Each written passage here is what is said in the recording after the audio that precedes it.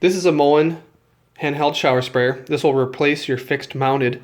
It does everything the fixed mounted does, but it's also mobile.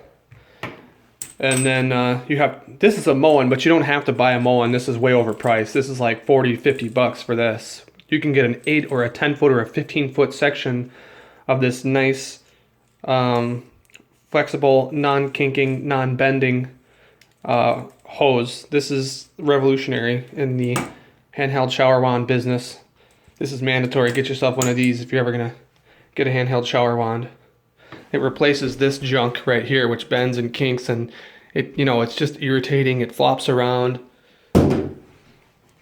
So this is slightly older than the other one I have over here. This is a 2.5 GPM, 9.6 liters.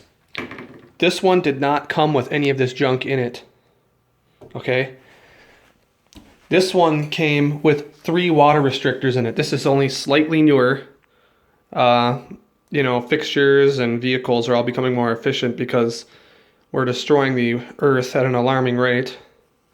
And nobody really knows what to do to stop it, so they're putting up regulations on things.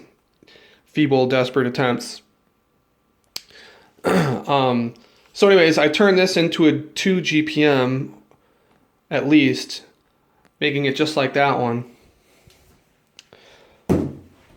by removing these 3 water restrictors.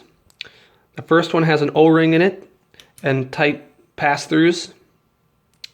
And the second 2 are spring-loaded. They have springs in them. And basically, water pressure, my house is somewhere between 50 and 60 something. I have a well, so I'm not really concerned with conservation because I live on the Mississippi River. I'll never ever run out of water. Not in a million years. So, there she be. There was 3 of these, turning the newer one into a 2 GPM. So I took them out because I wanted to turn it into a higher flowing shower wand. And then this guy, let's see here, this is the same thing, a little bit different. This one had a similar blue one in here and on the other side of the ball end. And I actually had to break it to get it out. And I saw the most improvement in this. I'm not sure if I'm gonna like it. I might put one back in if I don't like it. That's just the thing. You can probably put one of these back in because it was identical to this if you don't like it. But this one, the fixed overhead is flowing like the dickens now.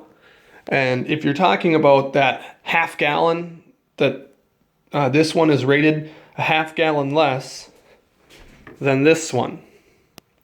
So I don't know really what you're gaining by removing these 3 water restrictors. It seems like a lot of effort right here to try to restore, or to reduce a half gallon, excuse me. But it does flow a little bit better, and I prefer it that way. Like I said, I'm on well water, so I'm not paying for water, and I'm not necessarily taking away from the aquifer or anything, living on the river. And that's what there is to this. There's really not much more to it than that. It's just something you can do if you want to. If you do take it out, be prepared to pay for more water. And depending on where you live, that might really suck. I personally wouldn't recommend it. It's really not necessary.